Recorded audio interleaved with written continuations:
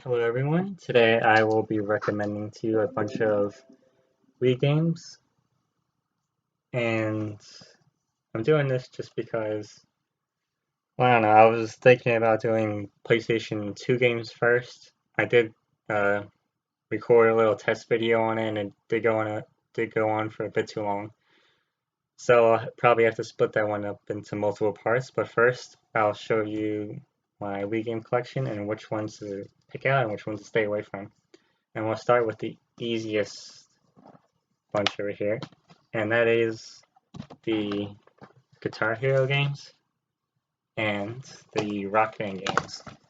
Now these games are all music based. You know, you play an instrument, um, and you play the song that you picked, and they'll have a various amount of just mostly rock songs, some mainstream ones, some ones you never heard about.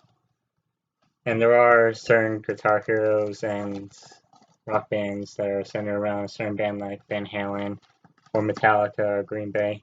There's even a Lego rock band, and it has a pretty decent amount of songs, honestly.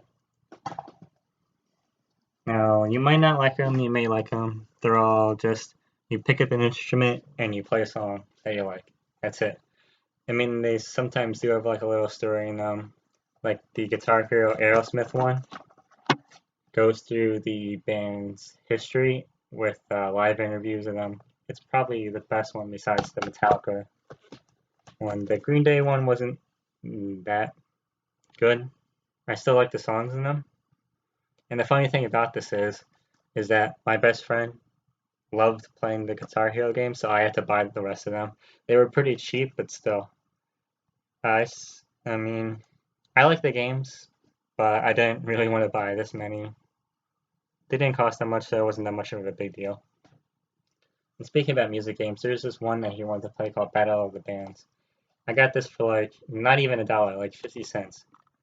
And you take the Wiimote, you don't even use an instrument, you just flick it in a certain direction, and like you play against your friend. I think it's a single player only game. It might not be. But you just do that and they play covers of certain songs that they just randomly picked out. It's definitely get it for 50 cents or incredibly cheap, and you'll have like a decent time with it. Over here is One Chumba Bikini Zombie Slayers. Now I know how that sounds, but it's a pretty good game, honestly, or decent, or incredibly repetitive, depending on your perspective.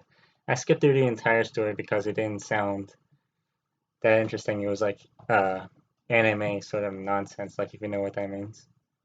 And it's a hack and slash style. Uh, I wouldn't say like a Devil May Cry or God of War. It's more akin to Dynasty Warriors or the Senran Kagura games, except this one came first in front of Senran Kagura. But you should definitely check it out if you're into those kind of games, or just Bikini Zombie Slayer. Just the perversion and ridiculousness of it all.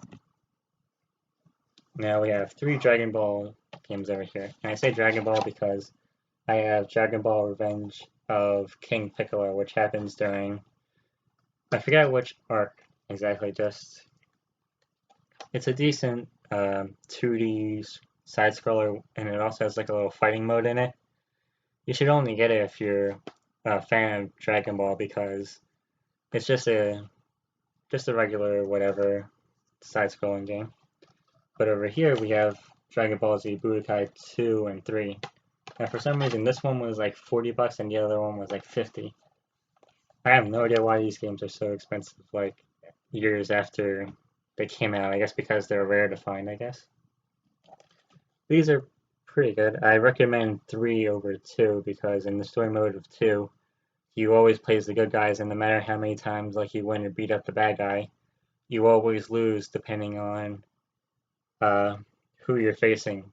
Like you could be, I think like Krillin or Master Roshi and just beat up the bad guy, but then you lose because that's supposed to happen. Yeah.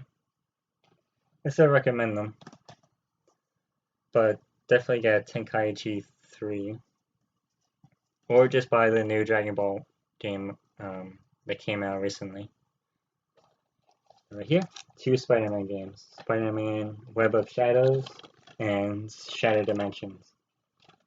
Now, I'd recommend this one more because it's a more of an open world style Spider-Man game with about 4 different endings you choose depending on like which choices you make in certain scenes, and I guess how much you use the black suit and how much you don't use it. And the pretty cool thing about this is that it sort of becomes a horror game around the middle point where the symbiotes try taking over the city, and this one superhero-ish type comic book city turns into like a horror movie. And it's surprisingly good. I think this one, in my opinion, is the best Spider-Man game. But Shattered Dimensions, on the other hand, is decent. It's more for Spider-Man fans than anything. You just go from one location to the next beating up bad guys, and there's Spider-Man fan service in there pertaining to comic history and the villains of this character, and that's it. That's all it's really about. Over here, we have a bunch of Wii games. And by Wii, they're all Wii games, but you know what? I'll show you. Wii Sports, Wii Sports Resort, Wii Play, and believe it or not, I have Wii Fit. Now, the sports games are just decent party style games, except the Wii Sports Resort one. You need that, the Wii Motion Plus plastic thing that it comes with, or like at least the bottom part to it. I don't know why they make that a requirement, but they're decent party games. Just play them with other people, because playing them by yourself gets pretty boring. Now, the story behind the Wii Fit one is that it actually interests my mom, of course. Like, it was the big thing where you play a bunch of single player party games and you work out. That's it. I played it for like a while, played it by myself, and I had fun with it, and then just got bored of it after a while. Wii Play was just, I just got this game for like the extra controller I think that came with it. They're decent arcade kind of games, but they get boring after a while, and then I just went back to Wii Sports and Wii Sports Resort after that. Now what we have over here is Metroid Other M. I got this game for about $1, I think, at a GameStop once. But what really brings down this game, and why people mostly consider this to be the worst Metroid game, is because the depiction of Samus the bounty hunter, the savior of the galaxy, being this sort of fragile little girl when it comes to her past coming back to her. And the controls to the game where you have to like either be like this or like this, depending on whether you want to go to first person or like which attacks you need. Like I think when you use the Wii controller like this, then you can shoot missiles, but you're standing in place like it's a Resident Evil game, and that shouldn't be. Right here is Samurai Warriors 3. Now this game is, of course, a Dynasty Warriors game in the Dynasty Warriors series, even though it's like happens during Japan. Like, was it feudal Japan?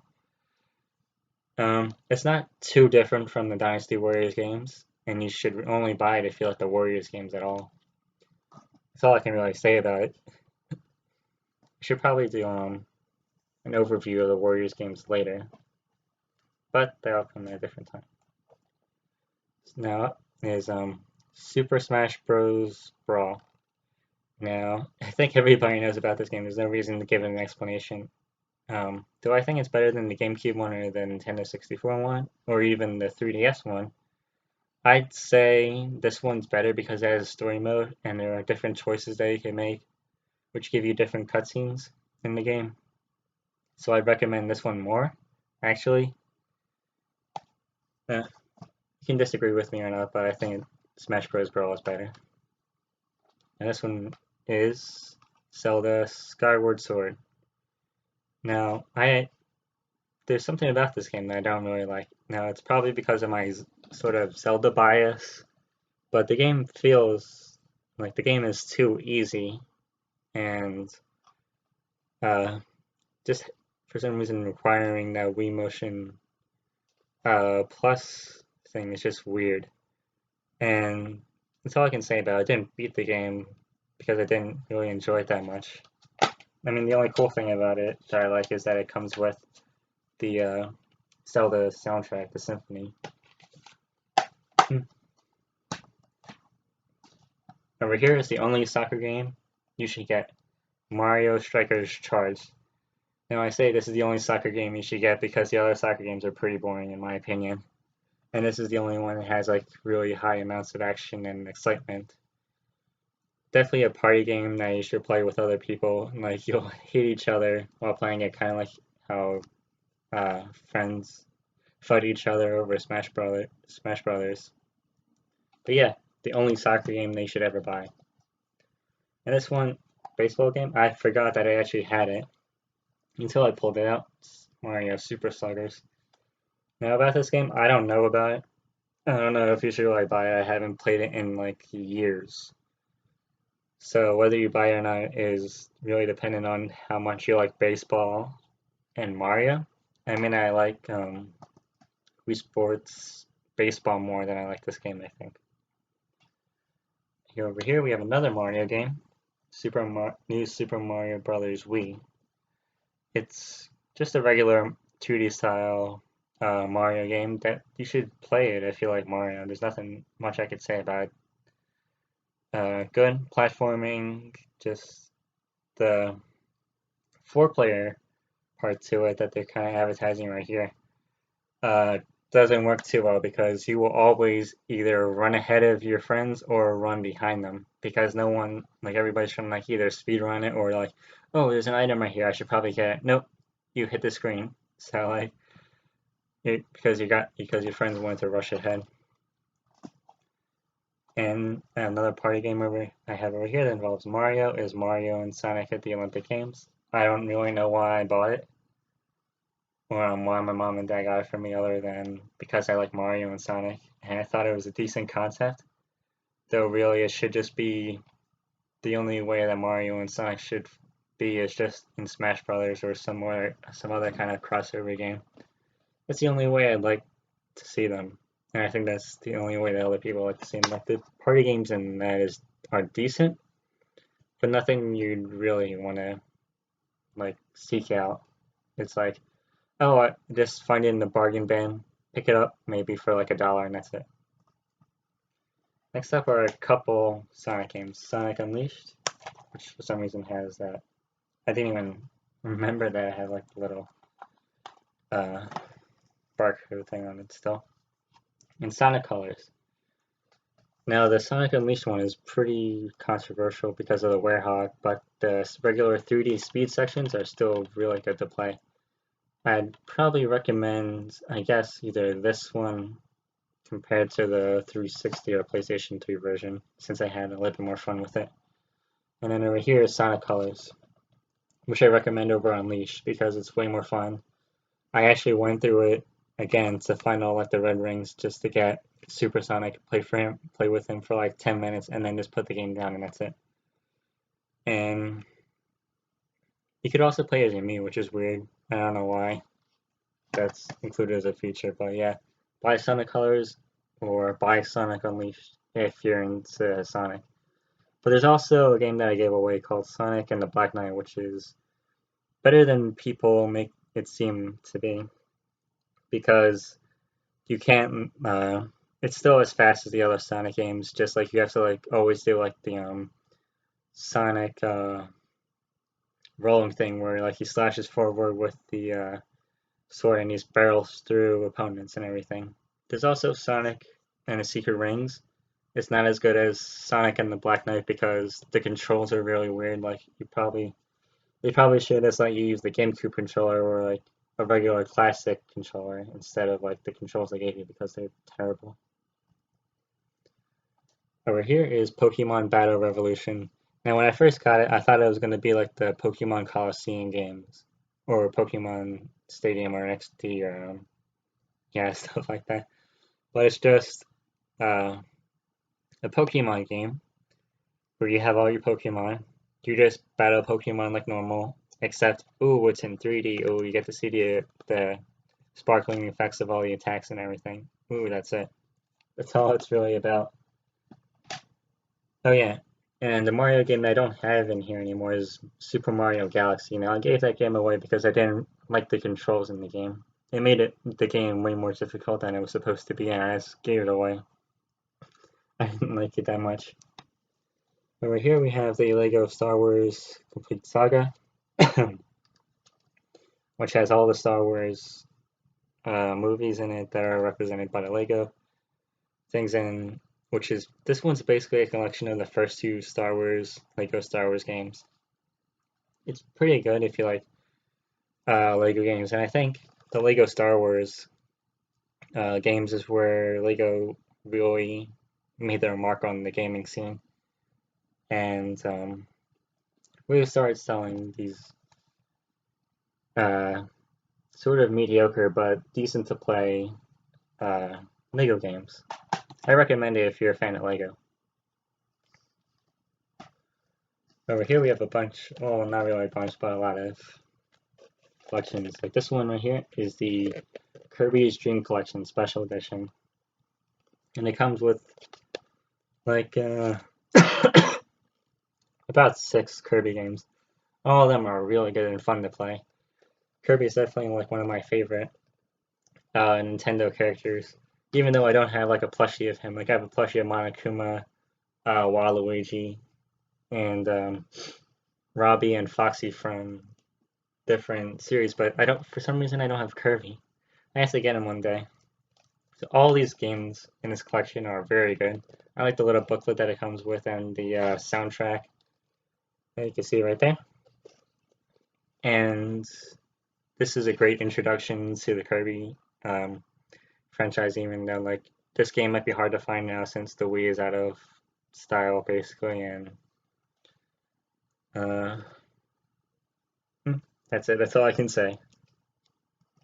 Over here we have Super Mario AllStars. This one is a port of the Super Nintendo collection of the first, well, it's not really the first 4 Mario games. It's Mario 1, The Lost Levels, Super Mario Bros. 2, and Super Mario Bros. 3. The best game on this collection is Super Mario Bros. 3, and I don't really believe that Nintendo should have just re-released the NES version, the Super Nintendo version. They should have just added maybe another game in here, or maybe another 2 games to give it value. I got this for $20, but still, like, they're good games, but I expect a little bit more from a re-release. Over here is a remake of the Nintendo 64 GoldenEye game. It's a decent first-person shooter that kind of takes inspiration from the Nintendo 64 era style of first-person shooters, combining it with modern games. It's decent, I guess, but nothing really to write home about. Like, get it for cheap and you'll enjoy it. Over here is Manhunt 2 for the Wii. Now, for some reason, I bought this game twice. Like, I have the PSP version. But this one is made by Rockstar, the same people who made the Grand Theft Auto games. And it's a horror stealth game. It's pretty decent. Like, if you played the first Manhunt, you'll like this one, since it is improved, and I do like it. Pretty decent. It also connects itself to Grand Theft Auto in like the ending cutscene, which is pretty cool. Now over here we have a bunch of arcade-style shooting games.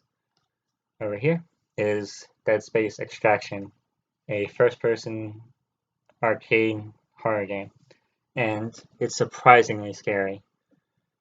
Like the way it just jumps at you, the way like it has ambiance, the way the story is.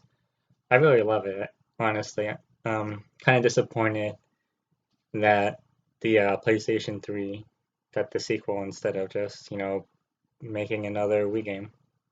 But yeah, definitely pick this one up I heard it didn't sell too well, but definitely try it out if you like uh, arcade style shooters. Over here we have a classic one, Ghost Squad, which is one of Sega's ports to the Wii, and it's kind of like a ridiculous actiony shooter game. You just go around, shoot criminals, whatever, and that's it. Decent if you want to play a shooter game or an arcade shooter game with your friends. And right here is House of the Dead 2 and 3, another arcade shooter made by Sega. Now I think the third one is better in my opinion, but they're both really good horror action arcade games. Very fun to play. But this one is definitely better, House of the Dead Overkill, which takes inspiration from Grindhouse style horror movies, and it's honestly really funny and really fun to play, especially this one, the black guy in it. He's really funny. He says like the word motherfucker every 10 seconds or so, and just like the over the topness of the entire story and everything. Like you don't expect an arcade game to have a decent story,